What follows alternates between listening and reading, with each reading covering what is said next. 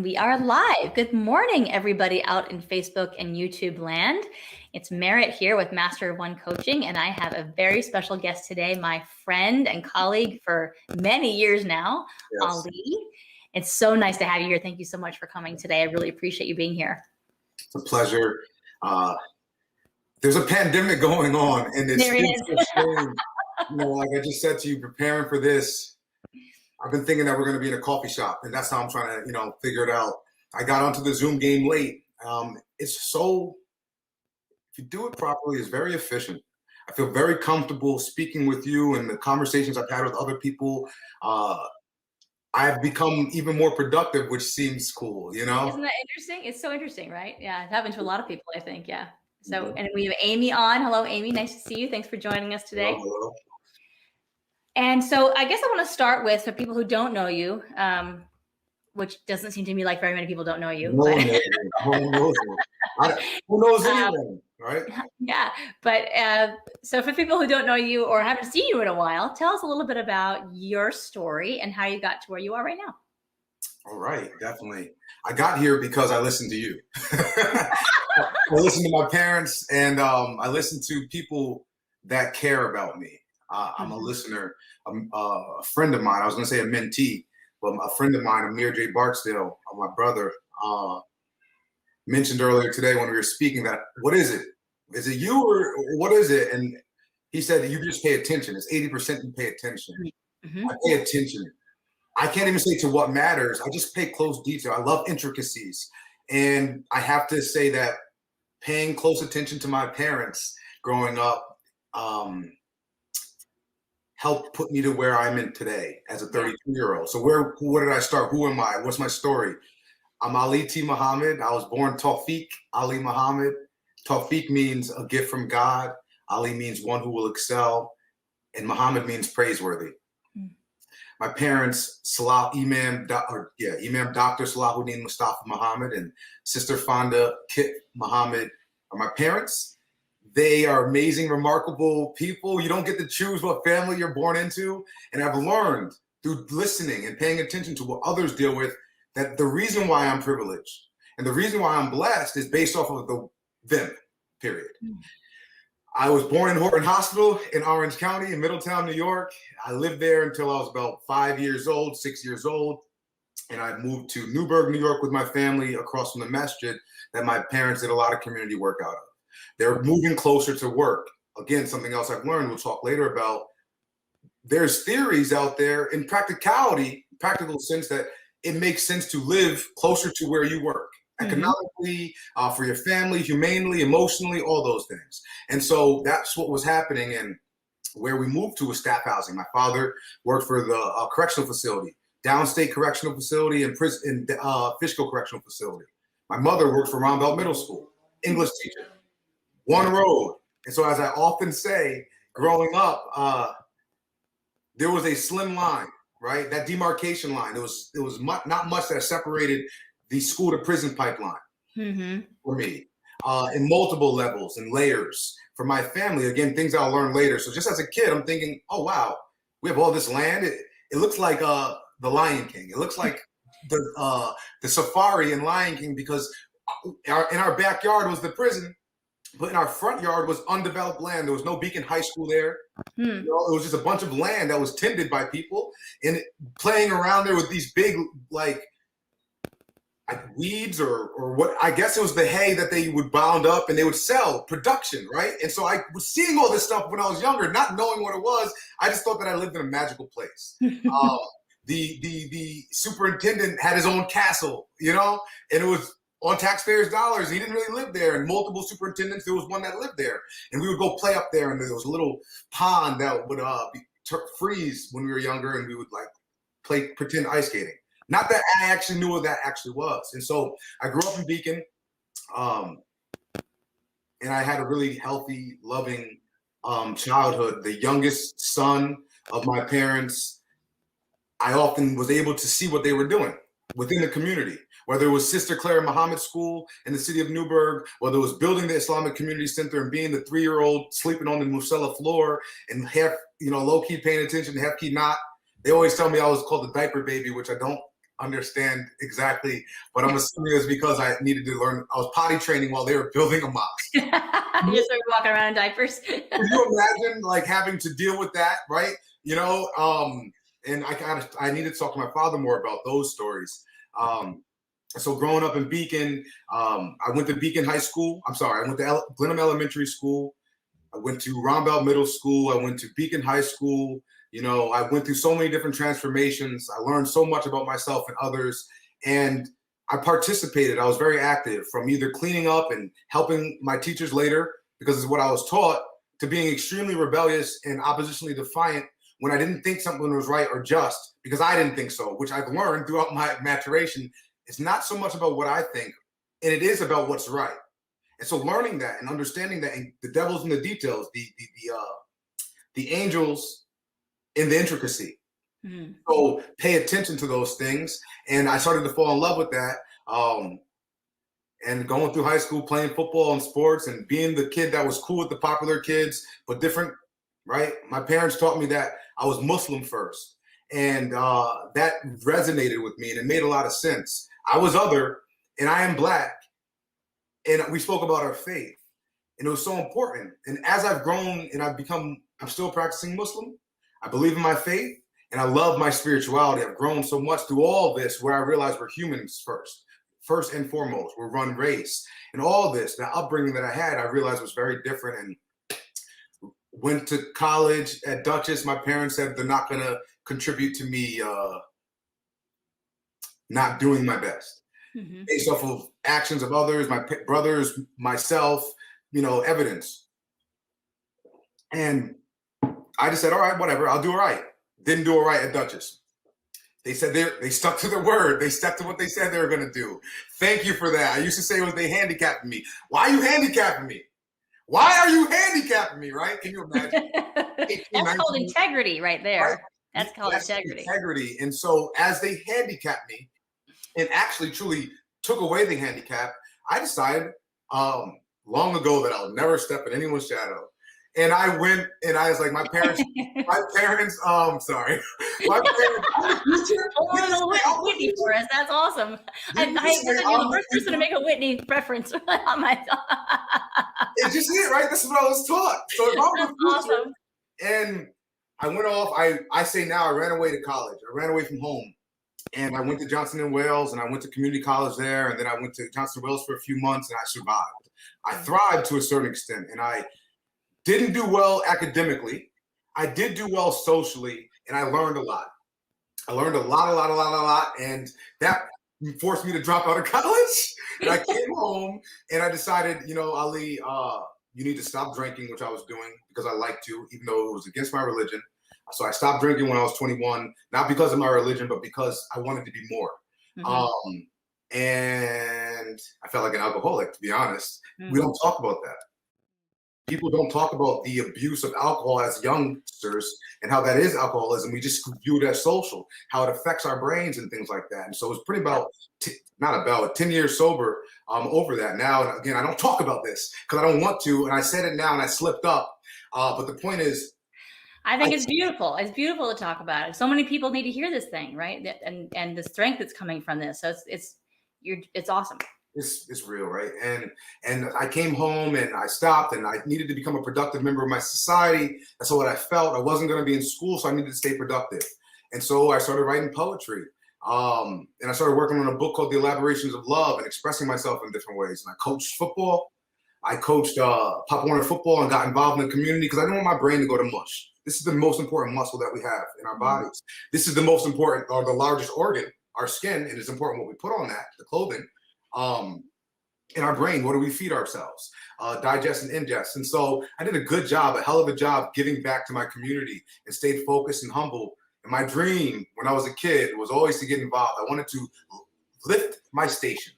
I didn't want to live as a staffer, right? I wanted more. Not the American dream that I was living, which was a nightmare in reality. More so, we deserve better. And this person developed, and I didn't think I had that opportunity when I was struggling and forcing myself to go after my own trials and tribulations. Can you imagine? Living in the city of Newburgh now, saying that story to the young brothers I'm working with, that I created the crisis almost, Mm. right?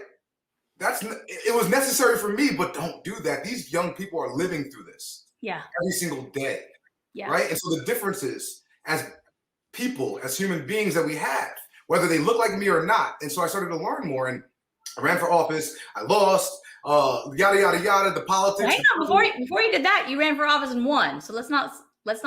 I ran for office. I lost the first time. It's actually Okay. 21-year-old. And then I ran again. Okay. You knock me down, I'm gonna get back up. Yeah. It was more. I lost by 30-something votes, and I knocked on 30% more doors. I reached 30% more people. I continued doing what I was doing. A young brother from the community, one of Mr. Griffin's sons, said, Ali, don't stop doing what you're doing. He actually said this after I was elected, but it was enforcement. It was reinforcement of, you don't need to switch it up. And so I won the next election. I learned about politics then, which we don't need to get into too much right now. 2 years before that, I was the golden child. 2 years after, they threw me a bone, and I almost didn't accept that bone because of my pride, and I wasn't able to be humble, but I guess I did humble myself. I was served for 4 years from 2013 to 2017, and I did a hell of a job. I attempted my best to commit and communicate with my community, not just the people that look like me or that I felt like I identified with, but all the underserved folks, firstly, and the people that maybe I didn't connect with or understand. I served them. I learned the hard way that I'm not representing you when I'm elected. I'm serving you. I was your public servant. You were a constituent of mine at the time, and this was right? And there's an epic picture of me and your son that I will keep forever. It was amazing. I felt it was a great moment. Yeah, a great moment. And I mean, little things like I remember someone, again, I don't want to say his name, but he said, we watch your show every day.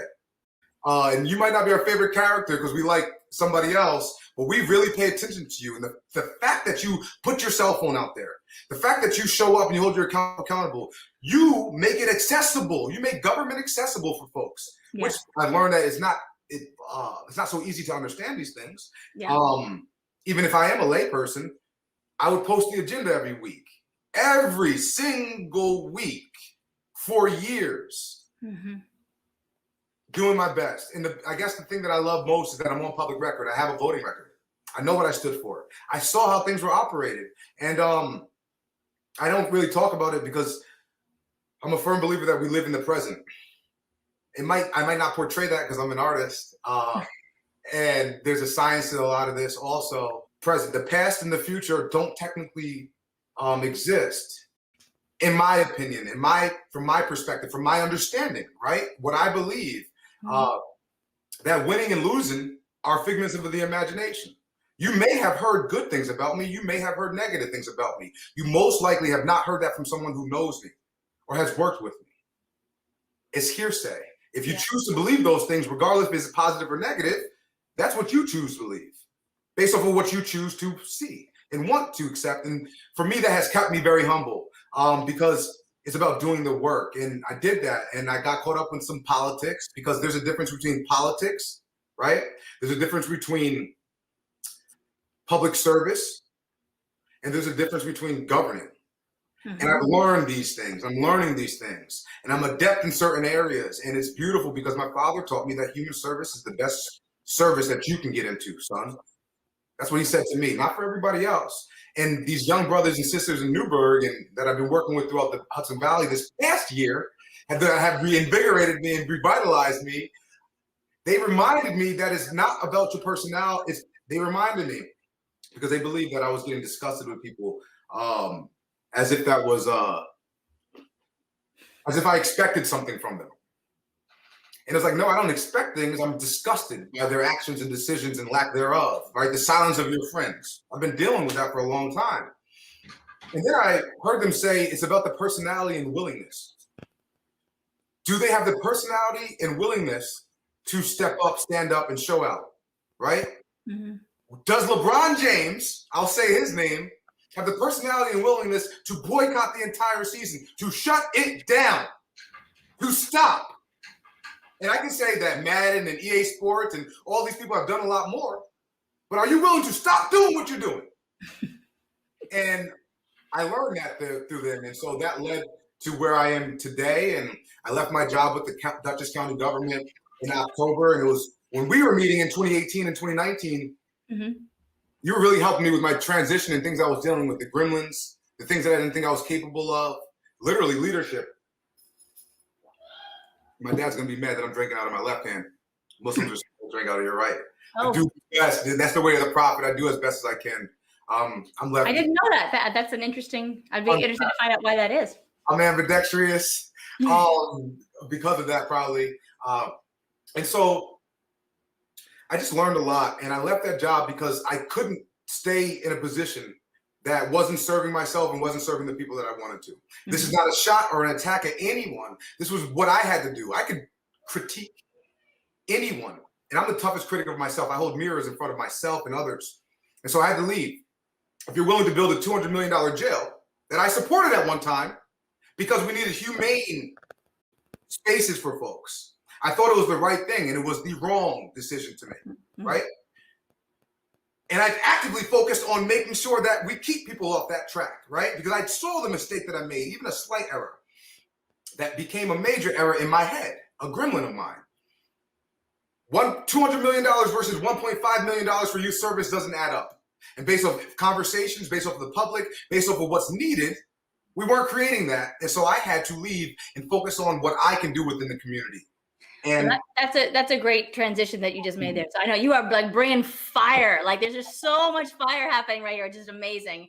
And I just want to just remind everybody too who just joined us, who are kind of coming in and out, that my guest here is Ali T. Muhammad. He's an amazing community leader and has been served in public office and for the county government, and is now a founder of a nonprofit. Yes. Yes. And so you're talking about the young people you're working with and how they're inspiring you and what you're learning from them. And I see behind you is Next Step Hudson Valley. Oh, there it is. There it is. So let's talk a little bit about you and being in the present, right? So all the wisdom that you gained from your family, from your experience, from the maturation you've gone through. And just as a quick tidbit, you and I met when were you running or were you already in? I can't remember if you were running. I was already elected. I was running for re-election. Okay.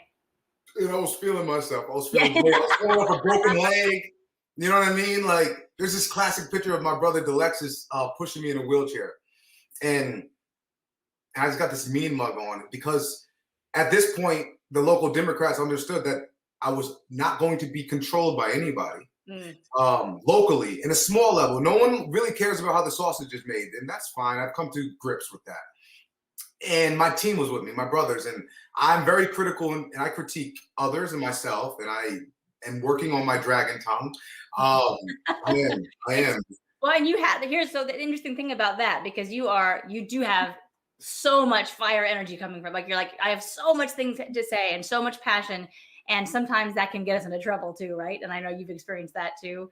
And so have I. So that's where the passion comes from though, right? We have to learn how to channel that and focus it, which it's a process. It's always a process. Yeah. Indeed it is. Well, tell me a little bit more about Next Step Hudson Valley. Excellent. So throughout my unique experience, I was on boards. I served on the Clearwater board. I served on multiple boards. I had the experience of learning, I can't say really from Pete Seeger, but I saw how he moved. I had an opportunity to live in a community that was doing pretty well, in terms of things. And I also understood that government is not the only way. I've always believed that. And that certain people are able to do certain things. And so through nonprofit work, you can address and apply pressure that's needed. And so I started a basketball league when I came back from college, a part of my coaching, because my friends and people were complaining about nothing to do for us. And I'm like, oh, well, there's a bunch of us. I'm not really a baller. I'm not at all a baller, but I can do this. And we can do this. And so for years, we've had the Terrence Wright League where we played basketball. Terrence passed away when we were freshmen. It was disturbing. It was weird. It was the first time that I really understood or saw death from one of my peers. And I wanted to keep his name going in the light of recognition for us. And hey, we're taking back what's ours, essentially. We're taking up space before I even knew what taking up space was. So the Terrence Wright League, we're doing it for years, trying to get better. You got someone that's not a baller, but a creative person trying to help and organize. And then I heard critique from some people in the community, the Hudson Valley community. And I say critique, but really it's old moms saying things that, pearls of wisdom saying things that had nothing to do with me, but I take things personally. And when I say I take them internally, even if it's not about me, because I want to know how I can do better. And so I heard an activist say something about, well, running basketball leagues for people is cool, but we need more. I don't think that was directly at me, but I took it like it was, if the shoe fits. And I wanted to do more. And I knew we needed to do more. And that's when I started understanding about literacy and how literacy rates are low in people like my communities and poor people's communities and other things like that. So we need to uplift that. We need to raise that. I'll go back to my parents, the work that they did, right? Engagement, participation, community, movement, unifying through education. And so I started a non-for-profit and a focus for an after-school program called the Terrence Wright Organization. I've spoken about it a couple of different times. It is the first technical nonprofit organization that I've created, and it's integral to the success of everything else. I wasn't able to move it forward. I wasn't ready to move it forward. I've been planning it. I had everything ready, and I was working towards certain things to move it with the Beacon Recreation Center. Mark Price and I had multiple conversations. They didn't, as I advocated for a rec center for years, they wanted the proof of concept. Nobody utilizes it, right? Now they're putting the back on the people, accountability on the people. So it's not the BCC days, which you might not understand, and some people listening may. We need to take up space. And so I made sure that we took up space and organized around that. They still didn't want to listen. So I decided to do it on my own, nonprofit. Wasn't prepared to, we're not ready. And so it leads us to where we are today. Leaving my job and understanding what we need, I started Next Step Hudson Valley, and a mentor, a friend of mine, she's going to hate that I actually name drop her. Her name is Cor Lesko. And she worked with me and really spent time with me. She worked in youth services, and she took every lunch break to work with me, a troubled child. And it was amazing. And so now I'm having leadership meetings with you at coffee shops, and her lunch break was different than me. So now I'm getting double time of learning and experience from other people that have done and experience. And that led me to be able to make this decision. And when I started protesting and marching and demonstrating again this year, which I was very hesitant to do. I've been around doing this since Occupy, since this, before they had the name Black Lives Matter, when Trayvon was murdered. And I've been active, and I wasn't ready to do it again this year. I've been tired because I see everybody come and go. I see how it's whatever. And so positive, right? And so here we are. And that's when I started linking and connecting with Ahmad, Free Cohen, Devontae Johnson, who just joined the Navy. Shout out to you. Be safe, my brother.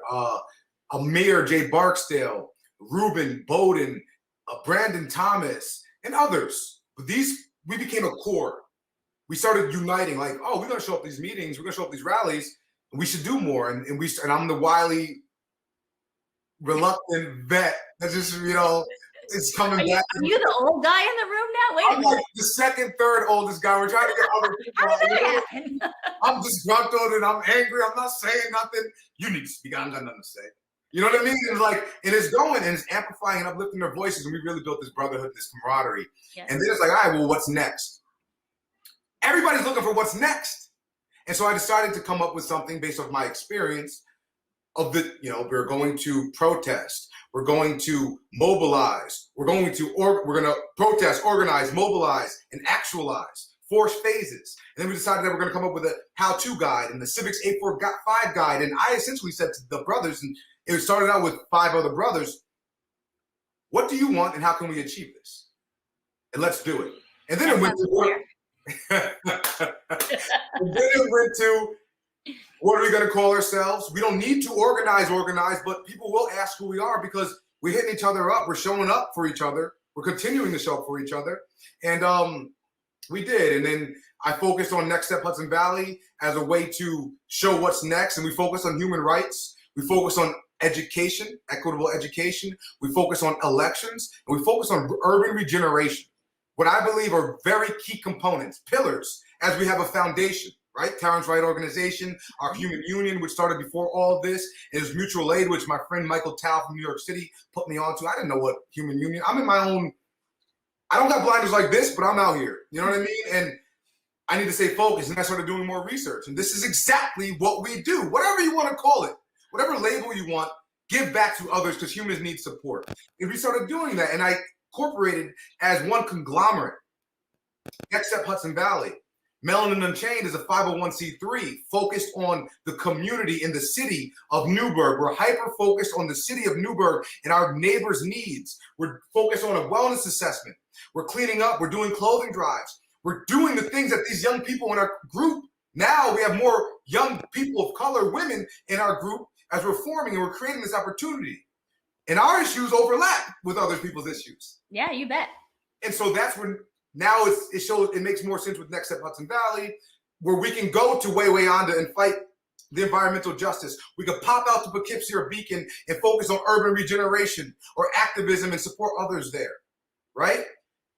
And we can stay home with our team who needs to be there and Melanin Unchained, focus on the city of Newburgh's issues. I have a unique experience, and that's what I've been bringing to the table, and I'm uplifting others, amplifying others' voices. I'd rather work from the back. Only run for positions. I've only stepped up because we've needed it. Not because I've said we needed it, because others. We might not share it. There's so much that we don't share, right? I often say that we share 2% of our life or 5% of what we want to, no matter what, no matter how. It doesn't bother me. That's how it is. If you want to tap in, tap in. Well, I want to, I mean, I want to capture all of what you just said. And I'm so excited to have the replay of this and put out the subsequent materials we're going to have, because you have so much wisdom that you've just dropped. And I'm like, my head is spinning a little bit. But you always bring such incredible wisdom and energy. And it's one of the reasons I was so excited to have you here today. All right. So you got Next Step Hudson Valley. You're working with young people. You are learning about leadership and service from behind rather than out front, and doing both when necessary, right? But it's the power of that about leading from behind. If there is one thing that you could leave our audience with today, just one kind of golden nugget of wisdom, wrap it up in a bow for us, what would that be? If you're paying taxes, pay attention. And apply pressure. Yeah. I should have got right there on there. Pay attention and apply pressure. Pressure bursts pipes. It also makes diamonds. We don't know what we don't know, and we can't assume to. I'm willing to work with people that I think I don't like.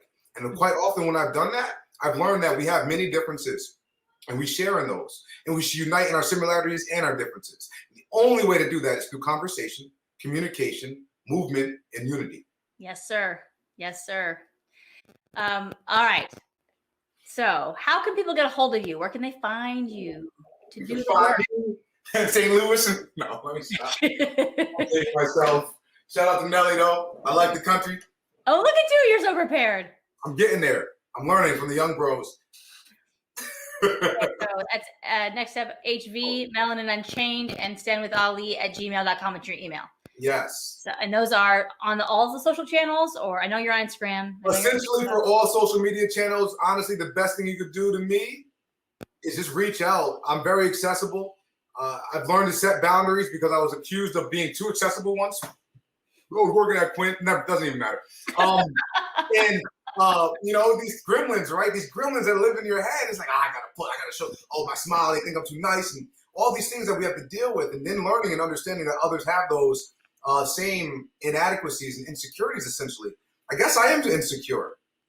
I'm insecure about certain things, and I battle through those things. And it's not because of who I am, but it's based on how I'm perceived and misunderstood. Bob Marley said, "To understand me, you need to be me." And listen, pay attention, right? I mean, we're, just like you said, we build bridges through conversation, and monsters live in the dark, right? So shedding light on what we're afraid of, what we're anxious about, what we worry about, what we don't understand. We shed light on that, and all of a sudden, magic happens, right? Love happens. Yes. Yeah. How are you doing? Can I interview you? What? Say it again. Can I switch this, or we don't have time for that? Yeah. You can say something. Sure. How are you doing? Let me know who you are. You step into that. I'm doing great. I'm doing great. I'm doing great. Thanks for we're growing. We're helping more people. We're creating some impact out there in the world. We're helping other leaders create incredible impact. And so I'll mention real quickly, if you're interested in finding more about Ali, certainly reach out to him through the channels that he just mentioned. If you want to find out about how to get started as a leader or how to reinvent yourself in a leadership role or in your life as a leader, please visit masterofonecoaching.com. Get on my newsletter. There's a free download there, a 7-day leadership journal, which is available to everybody. Very accessible on that level. Thank you. And I can tell you straight up, working with Merritt works. She believes. I don't know who to look to, how to look. We got a couple people on my Instagram Live. Leadership matters. Working with Master of One, Merritt will help you internally in the movement. We have to say of saying that it starts within. Mm-hmm. I've heard it in sports, will from within, and all the things. The work begins and continues within, and that's why I feel very, very fulfilled, because I know the external work won't be seen or fulfilled in this lifetime, but the work that we do internally can. And so thank you for helping me get closer. Oh, it's my pleasure. Thank you for inspiring me and others. You're Maddie Barchetto says that you are and you are. You absolutely are. You inspire me. In fact, last tidbit before we go. So when you and I first met, we're talking about my kids and we're talking about getting to a beacon, and I was new there, and I was like the crazy white lady on the hill with the kids running around in diapers. Up and down the street, and you and I met, and you so grounded me, and you were so kind and welcoming and supportive, and just I really appreciated that from the get-go. And I was so inspired by what you were doing that when I went to finish my master's degree, do you remember this? Yes. I took you to lunch, I think, and we had a conversation, and I wrote a paper on how brilliant you are and what you're doing in the community, and it got me an A, of course. So I need that so I can put that up. Definitely. You don't know about this stuff. You know, that's just nice. Now, but yes, I do remember that. And I know where we ate, and it's a good connection. And, you know, sometimes people don't see that. And I don't know, maybe I should share it more. And this is us sharing that. So thanks for reaching out. It is Black History Month. We're making history. We don't need to talk about it. It's American history. We're making human history. Yes, 100 years from now, people will look at what we're doing and realize what we did wrong as a race. And that's so important. And I believe that's why it's so important to document things and be involved and to participate. So thanks for participating and involving me and engaging me and loving me. It's always my pleasure. And what we did wrong as a collective culture too, right? Yeah. Yes. As individuals, we create the collective society. Yep, that's it. Whew, so much wisdom. Will you come back? We'll talk more some other time? Soon? Okay, good. All right, good. More to come from Ali. He's got some amazing things coming up, so stay tuned to his channels because you're going to want to find out what he's doing. It's big. It's good. He's victorious. All right. Thank you, everybody, for watching. And Ali, thank you for being here. And if you stay on just a second after we end, I'll just give you a second. But thanks, everyone out there. And if you didn't catch the whole thing, please catch the replay, and more snippets and more blogs will be out in the next coming weeks. So stay tuned. Thanks, everybody. Have a great day. Peace be with you.